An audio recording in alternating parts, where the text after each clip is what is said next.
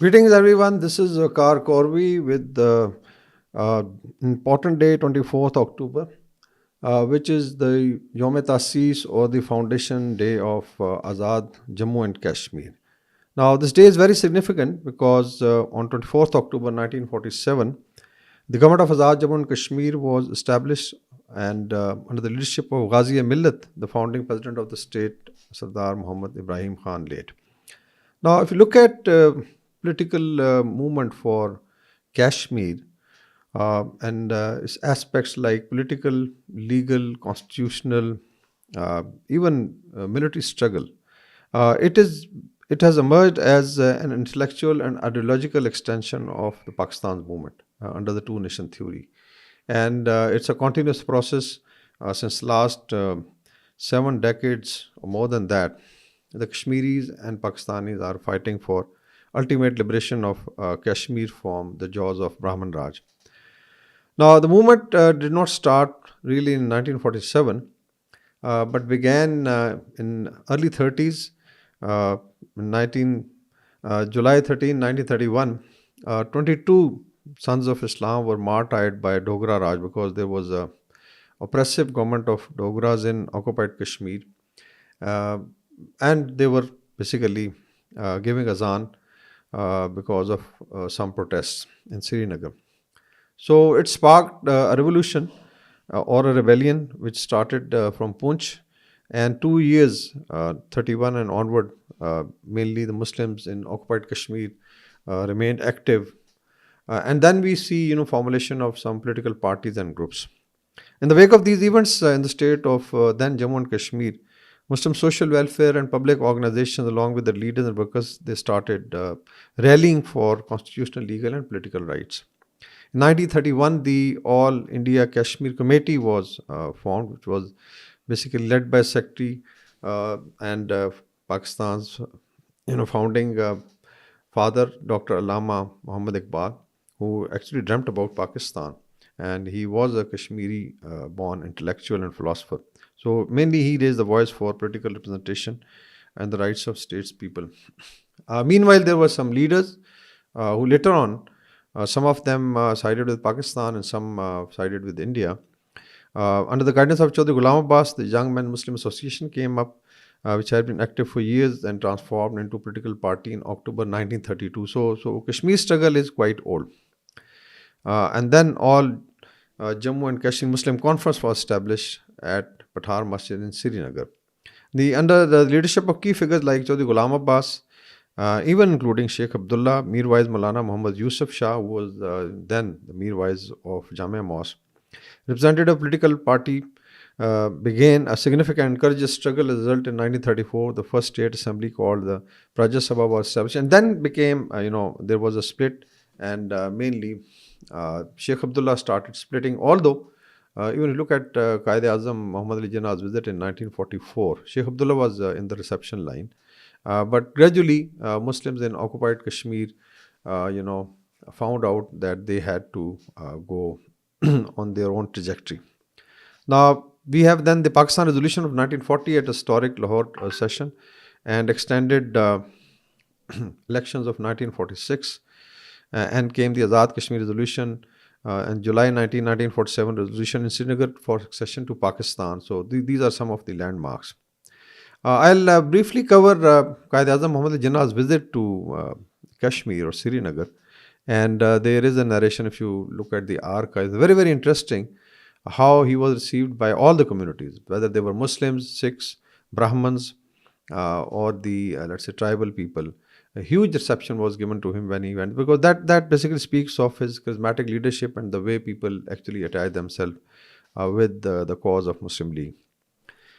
Now, Qadam was taken in a procession to Jammu city. Initially, they started a road journey in an open car where he addressed the public meetings in the evening, during which he attributed the rising of the people of Jammu and Kashmir against an autocratic rule to the injustices meted out to them.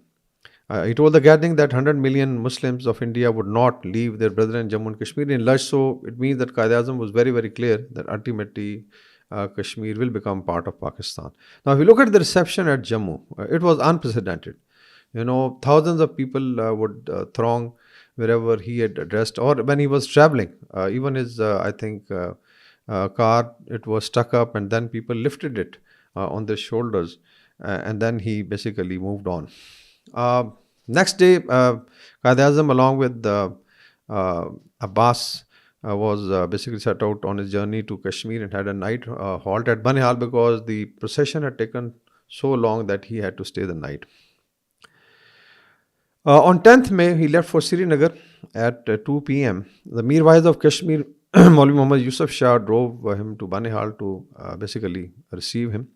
The road journey of 107 kilometers from Banihal to Srinagar was covered in 5 hours. So just look at, because there were long lines of reception there.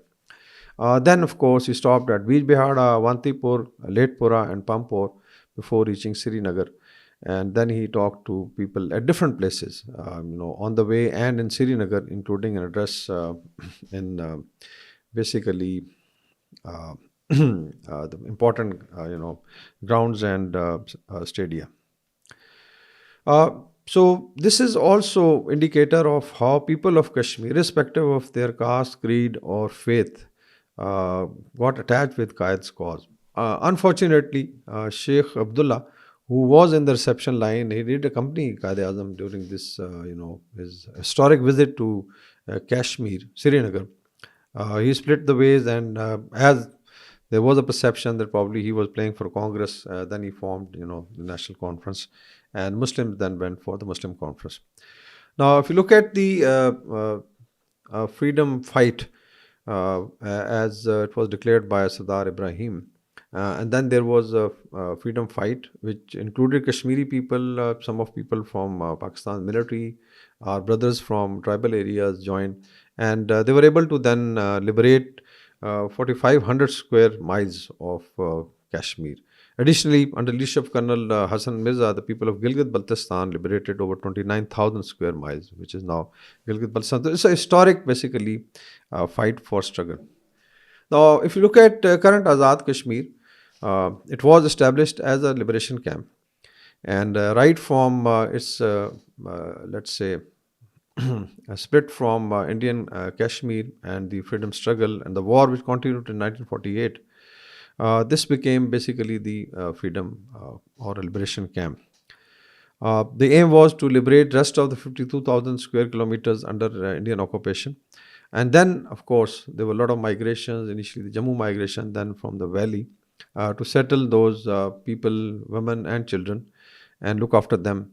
And then, of course, under the leadership of Ghazi Millat Sardar Muhammad Ibrahim Khan, Chaudhry Ghulam Abbas, and Mir Wais Maulana Muhammad Yusuf, and other important leaders, basically the effort in political, public, information domain and legal domain, as well as military domain, continued, and we've seen it continuing till now. Important leaders of that time included Sardar Abdul Qayyum Khan, K.H. Khurshid, Sardar Fateh Muhammad Khan Karelvi. Then we had A.R. Sagar, Chaudhry Noor Hussain, and they have basically kept the flag. And this is basically this side of the line of control. Various political, parliamentary, religious, and military organizations in Azad Kashmir, along with leaders and activists, made considerable effort.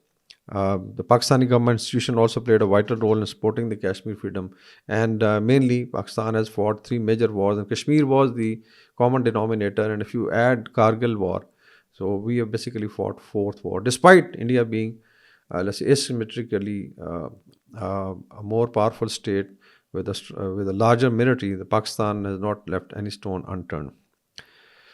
Now, then we had the establishment of Kashmir Liberation Cell by the Azad Kashmir government under the leadership of Prime Minister Sardar Sikandar Ayad Khan in 1987. And this has continued. So it provides diplomatic and moral support to the people of occupied Kashmir as well. Then we have leadership across the line of control in the Indian illegally occupied Jammu and Kashmir, which includes shining stars like Sayyid Ali Shah Gilani. We have Yasin Malik, Mir Wais Muhammad Umar Farooq, Abdul Ghani Bhatt, Abdul Ghani Noon, Shabir Shah, Maulana Abbas Ansari, Agha Sayyid Hassan Al Musawi, then Musarrat Alam Bhatt, Asian Darabi, and then if you look at those who carried out physical struggle like Maqbool Bhatt, Afzal Guru, So you have a list of. If you look at the Hurriyat leadership in the occupied Kashmir, most of them are in, I would say, jails like Tihar jail, or maybe in Srinagar, or even some of them have been, I think, lodged in Assam, in the faraway prisons.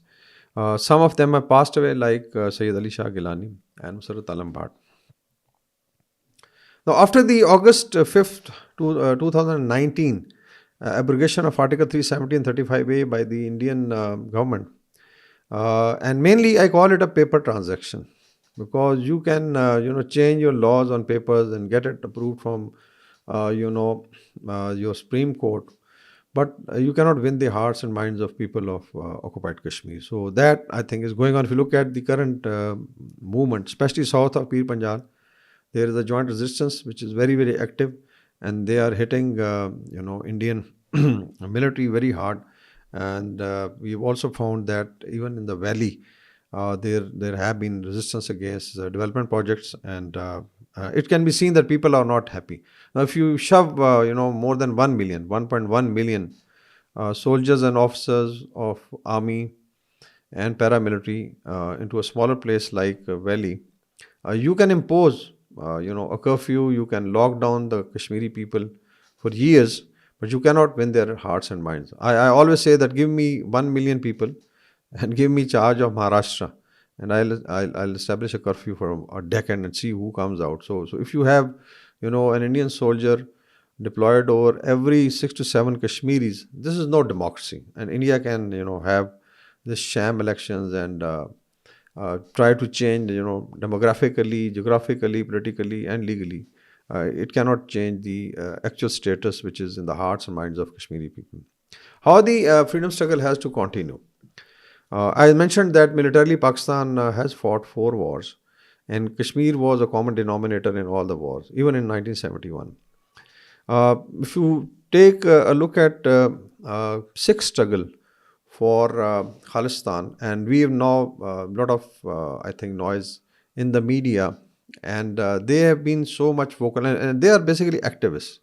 If you look at the case for Khalistan, although Sikhs have their own, I think, opinion on that, and the faith that one day they are going to liberate, but ultimately it's not a basically, let's say, international dispute. They don't have a government in exile, and Indian Punjab is by and large, with India. Despite that, there are Akalis also who take part in politics, and we had seen 2 of the separatist leaders winning this time. But still, it's a weak case. But 5 or 6 activists, we've heard the names of Gurpratap Singh Pannu, or there are a few people in UK and North America, and now you can say that some of the Canadian politicians who come from the Sikh community have started raising their voice due to different reasons.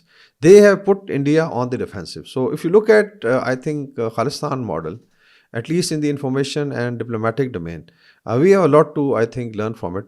I'll not blame the, let's say, government in Pakistan or Azad Kashmir, but we have much more than that. That's my point. That you have an international case, a genuine case for the people of occupied Kashmir. You have a government which is known as the Liberation Camp, with a president, a prime minister, and I'm sure information minister, and a huge setup. And then, of course, Pakistan's Ministry of Foreign Affairs, Ministry of Information. And then you have a huge diaspora in the West, especially if you look at UK. It's almost 1.5 to 2 million Pakistanis. But somebody carried out a survey that if you look at the bloodlines or the origin, 80% of these Pakistanis are basically Kashmiri born, or let's say connected to Kashmir. So it means that you have a huge Pakistani and Kashmiri diaspora, and they can even they do it. They combine their effort with the Sikh community also. Same is true in North America. So all told, I think Pakistan, Azad Kashmir, and the Kashmiri diaspora, basically coming from both sides of LOC, is having a huge potential. So whatever we can do in diplomatic domain, in information domain, in legal domain, on social media, a lot can be done. And if 5 or 6 activists could, almost bring down Mr. Modi to his knees, I think we can do much better. And then, of course, is to pass the story to our next generation. Now we have almost the third generation of Kashmiris and Pakistanis in this struggle. Uh, Pakistan has provided diplomatic and moral support, legal support to the cause, and they fought the case in all the international forums. As I mentioned, we fought 4 wars. So it means that there is a commitment. But now the next generation has to take the baton and move forward.